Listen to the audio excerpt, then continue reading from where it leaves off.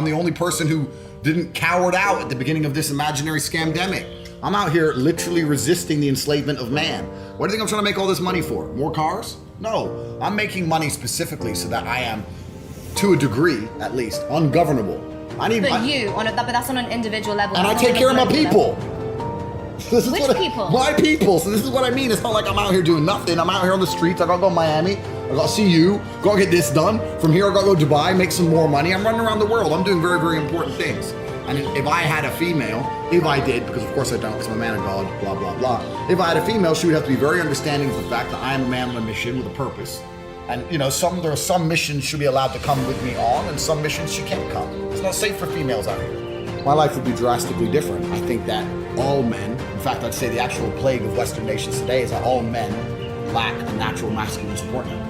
I don't think it's just about me having my brother. I think it's the fact that most men out here don't have a genuine masculine support network. They don't have men around them that they can not so much confide in, but men hold other men accountable. It's very easy to be brave when every man you talk to is brave. And it's very hard to be brave if none of the men you speak to. But I grew up in a council state in Luton, and I am so thankful for it. The best possible thing that can happen to somebody is to be born broke and become rich. If you're born rich, life's terrible. If you're born broke and you stay broke, life's terrible. But to be born broke and become rich is a beautiful thing. Because truthfully, money really isn't all that interesting. What's interesting about money is thinking back to all the times you had no money. The point is, the food isn't worth it. And it's not worth 25 G's, but the whole fun of it is just thinking back to when you never had 25 grand in your life. I never had any money in my savings account. I was completely flat broke. So it's the juxtaposition that makes it interesting. There's no life without dark. So I love the fact that I was broke. Those are in some ways, they were some of the happiest times of my life. Life was simpler back when I was broke. I'm not going to buy into more money, more problems. I'm not going to say that being rich is fantastic, because it certainly is. However, when you're broke, you have a very simple, singular focus, which is what it should be, just to make more money.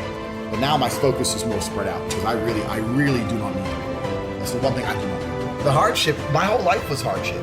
And to some degree, I try and make sure my life retains some degree of hardship. My father was the OG. I was raised by probably the best father on earth. I really genuinely But he wasn't around? But a father doesn't have to be around. This is the big mistake. This is another big mistake, especially among the conservatives and the tradcons and all this crap. The idea that a father needs to sit around like a second mother to make a child healthy is a fallacy. In fact, I'd say it's detrimental to the child. I see all these dudes out here, they have a kid and they basically become mother number two. Why? The mother keeps the child alive. As a father, it's your job to be impactful. You need to guide. You need to be a role model. You need to be a superhero. Everyone should look at their father like a superhero. That's what you should genuinely view him as. It's hard to be a superhero if you're home every day arguing with your wife, changing diapers. That's not what a man should do. A man should rock up, teach lessons, be impactful, and it's more about quality as opposed to quantity of time. I saw my dad once a month. He was out on the streets. He's pimping, hustling. My father was a chess grandmaster. He's traveling the world playing chess. He had all his girls. He's doing whatever he's doing. When he came home, it was an impactful time. Whether it was a positive impact or it was a big argument or whatever, never was I ever around my father. It was a low energy environment. That's not who he was as an individual. And I remember every single second spent with him. There's a whole bunch of dudes out here and chicks. Their father's home all the time, fine. But if you're home all the time, you're gonna lose to a degree your mystery. It doesn't matter how cool you are as an individual. If you're home all the time, always, you're not gonna have that magical power as opposed to, whoa, dad's home. I'm telling you, the biggest mistake fathers make is that they let the woman convince them that to be a good dad, they need to be there all the time. That is a complete lie. Fathers never did this. We were always at war or down in the coal mines or away working. This is the way it's always been for humanity, right? The men were away doing important things. Now the man's at home changing diapers. They're called punk. Life is absolutely mystery. I'll tell you why the mystery matters. Because for a female to retain her attractionness to a man, there has to be a degree of mystery. That's the first thing. So we're talking about a household where even the woman truly respects her man. There's a bunch of dudes out here, a bunch of people are married, who are home every day, low testosterone levels, they're cucked out, they're gonna disagree with me. Fine. But it's the truth. A woman is more attracted to a man who gives a little bit of mystery. Let me give you an example. Let's imagine we went on a date.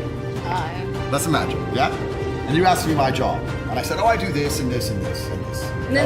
What would you actually say? You wouldn't say this and this to me. No, I would never tell a female my job. Let's say what would you say? Let's say I run casinos. I own casinos in America, right? Let's say, so I picked you up. We're in the Lambo. We go out for a nice dinner. And I say I run casinos. Alternatively, you say, what's your job? And I say, I look after my people.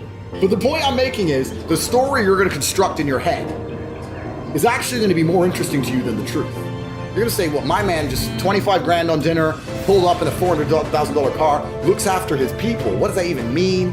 And it's going to be more interesting to you. When you watch a horror movie, what scares you is not the ghost that's on the screen. It's the thing you don't see. It's just walking and there's noise, you don't see anything, and bang, it comes out of nowhere.